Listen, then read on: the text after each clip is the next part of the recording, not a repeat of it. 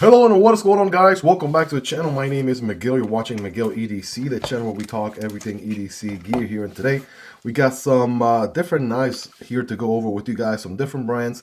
Mossy Oak making a debut here in the channel. You probably recognize this one as one of those brands you see at Walmart very often. We also have a FLISSA knife in the mix, which we've had a great experience with here in the channel in the past as well. This video is sponsored, by the way, but the brands have in no way, shape, or form seen this video before it's released, and also all the opinions are my own. So with that being said, let's jump into it. So here we go, no particular order. We'll just go ahead and do the honors here on every single one with the Rivery Zero. We'll go ahead and just get them all ready to go here. That way we don't have to worry about cutting some tape later on. And yes, I'm super happy to be back, guys. I was sick for about almost 2 weeks, man, and my voice was completely gone. So I am happy to have returned. Thank you all for your patience and understanding. But here we go. First knife here from Mossy Oak. All right, here we go. Black G10 with the black blade. All right, let's take a closer look here. 2x zoom. Very interesting situation going on here. Looks like we have two pull-out tools. That's coming handy there. We'll check that out in a moment. We got a back flipper here with some jimping, right? So straight up G10 handle here with proud liners, and even got a glass breaker back here. That's interesting. Deep pocket carry clip, and somehow missed opportunity there for the knife to be reversible. Seems like that would have been a very easy thing to do. Linear solution there, part of your sort of backspacer going on here. All right, steel. There we go. So getting some pull there with the magnet of truth. But if you're ready, I'm ready. Let's go ahead and get this thing deployed here, shall we? Bam. All right, check that out. D2 blade with a black coat. And I got to tell you, this one's got some reach, right? Actually, it's a little bit larger than I was anticipating, so check that out. Again, D2 is not the most corrosion resistant steel out there, so this black coating here absolutely helps with that. That's nice. It is going to be a liner lock, so let's check out the liner lock situation here. I would say about 50% or so. We can see the D10 ball here, and we got some jimping, not too aggressive. Let's see. Okay, very nice and easy to disengage. Okay, nowadays I really prefer no jimping on the liner, right? That's just a personal preference. Again, not a deal breaker in any way, shape, or form. And this one here is very subtle, so no issues at all. Good access from the show side, so easy to disengage there. And of course, let's see here on the close. All right, nice and drop shotty action. Check that out. Look at that. And then obviously good alignment there, smack in the middle if you ask me.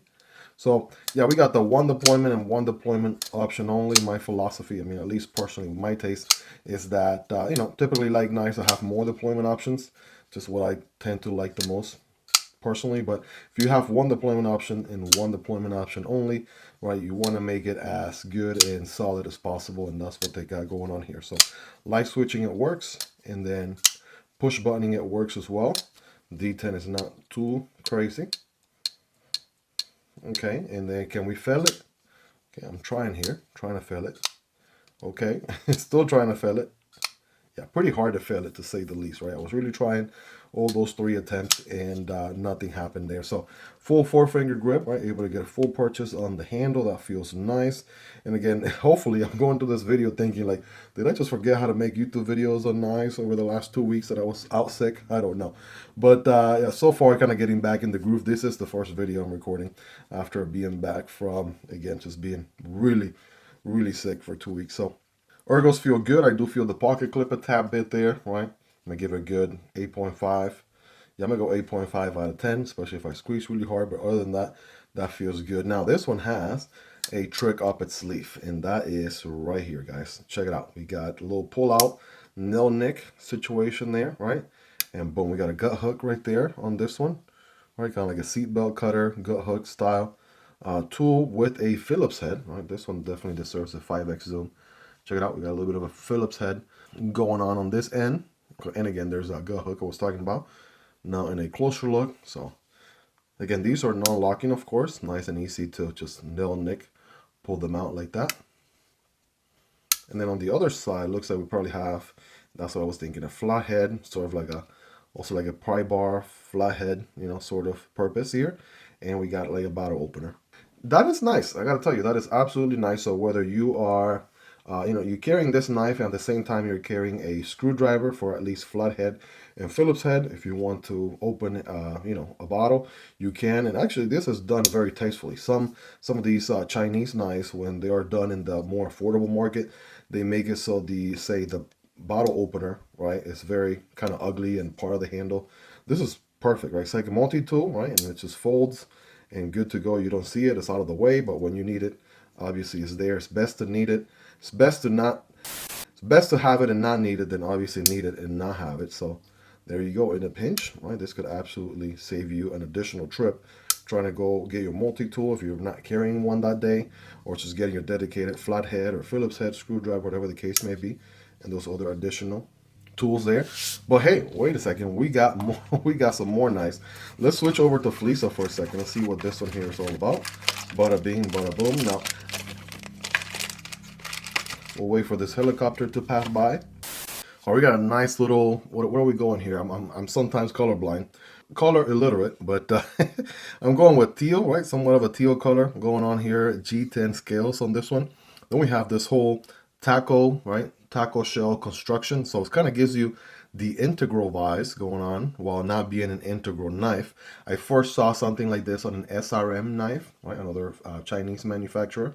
And then we have, okay, it seems like they also have sort of like the same SRM situation here with the pocket clip. So the pocket clip can be easily adjusted, right? So not adjusted, but swapped. So it is deep carry, right? Obviously right here as a righty right now. But if I pinch together and pull out, I mean, the implementation was so much smoother. There we go. There you go. That's the spot. So pinch them together here and then push out, and then you get the pocket clip, and then you insert it on the other side.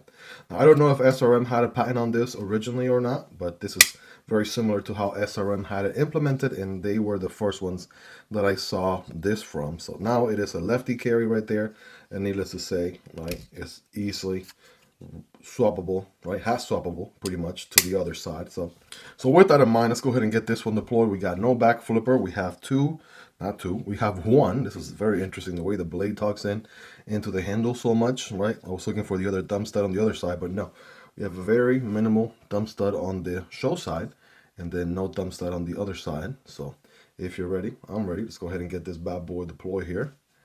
Bam. All right. So that fired pretty satisfyingly. It is going to be a liner lock, so we'll get to that in a moment. Beautiful drop point blade. This one got the black coating. What steel are we working with? ACR 18 MOV. I would have preferred something more like 14C28N or D2, but you know, in case you're wondering, the model is the FL2400, right? This is very interesting how FLISSA has this whole numbering naming scheme instead of actual names, right?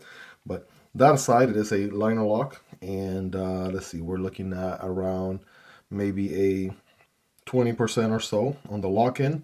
No jimping on this liner, of course. Plenty of access here from the show side, so very nice and easy to disengage. By the way, these are all very, very affordable. All linked down below, of course, so you guys can check them out. Prices, availability, and variants. Not going to be necessarily the smoothest on the drop shot. Maybe it needs some breaking in, but I'm getting a little bit of a washer bive, also getting a bit of a ball bearing bive, so I'm seeing ball bearings there. So a little bit of a slow close, bam, very snappy open. I'm a finger closer here. So, you know, kind of methodical on the approach there. We got some milling on the inside for weight reduction, right? As you would expect, this back post right here is going to be your lanyard solution. So they thought of that as well, right? They kind of cut the tackle shell integral liner there, and they made it so you could use this back portion here as a lanyard. Now, of course, the ergos are going to be very, very nice, especially in this back portion here. So I'm able to get a full 4-finger grip with my average size hands. Again, not the biggest, not the smallest. Thumb here on the very small jimping, right? That also feels nice. Very solid there. And again, yeah, they can accommodate slightly bigger hands also, and also very comfortable. I'm going to go a 9 out of 10 on the ergonomics department. But wait, there's more, right? We got this final model right here to go over with you guys. Let's see here, bada bing, bada boom. Okay, this one's looking somewhat similar to the other Mossy Oak, but this one has a little bit of a different take and also a different locking mechanism, right? So let's take a look. Let's break it down. So we got this dark green G10 going on the outside, exposed liners, right? Steel liners with the back spacer here, which is also nice and crown. Also works as your lanyard solution back there. We have a somewhat of a deep carry pocket clip, about that much will show out of your pocket. Not reversible for some reason. Also a missed opportunity, kind of similar to this guy, the first one that we looked at.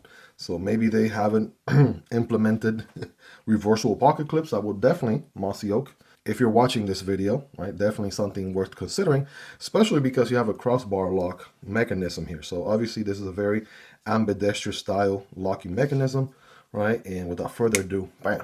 Oh, wait a second, ladies and gentlemen, we got my kind of geometry right here. Okay, we got a beautiful warning sheep's foot blade right there with a flat grind, blacked out D2, right? And some nice jimping on top there.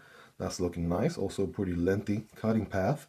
Sign me up, right? Absolutely my kind of geometry. And to my point from before, yeah, with a crossbar lock, you can absolutely use the knife with your right hand as well as your left hand. So lefties would have been, able to enjoy this knife just as much with the reversible pocket clip implementation. We also have thumb studs here, right? Just notice that, very small thumb studs on there, right? Reverse flick. There we go. And also reverse flick all day, right? Using the meat of my middle finger there for the deployment.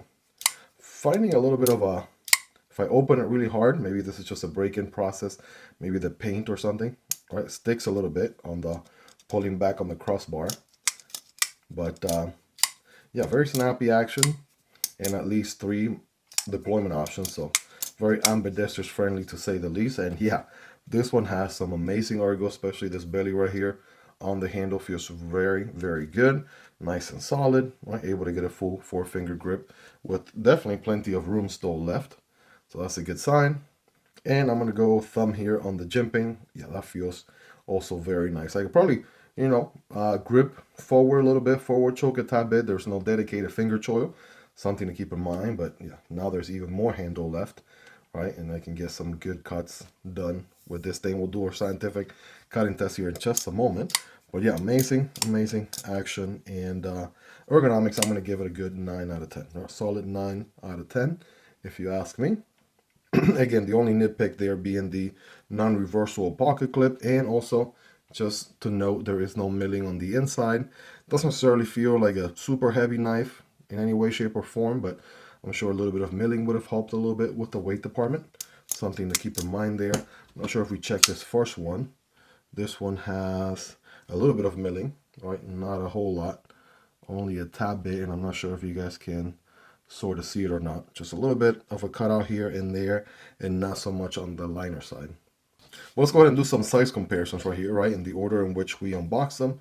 There's this guy, which, by the way, there are no specific names that I know of. I'll have them, obviously I'll find their names and put them in the description and pin comments along with links where you guys can pick them up. There's the FLISSA knife. Here's the other Mossy Oak model right here. Again, Mossy Oak making a debut in the channel. So check them out. Now, these two are going to be very comparable in size. We're talking a little bit around 8 inches here, 8 inches there, minus the glass breaker. That's another close to 1/4 of an inch.